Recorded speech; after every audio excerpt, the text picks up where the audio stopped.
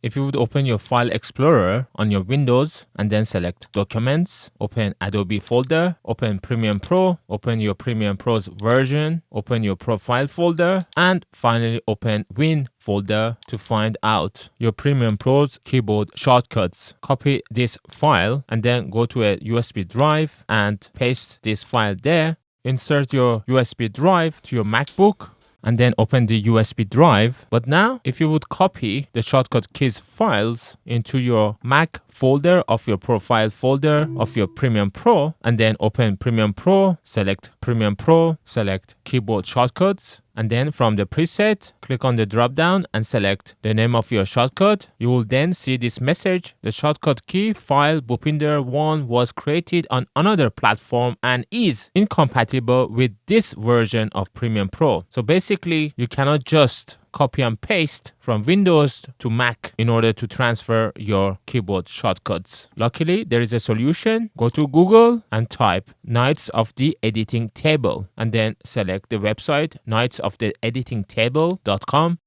In here, hover your cursor over Free menu and then select convert.kys file and then click on Upload.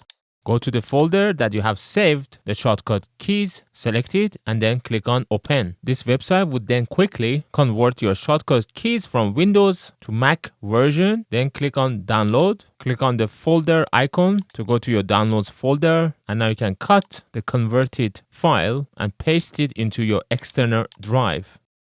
Now insert the external drive to your Mac. Open the external drive, right click and click on Copy.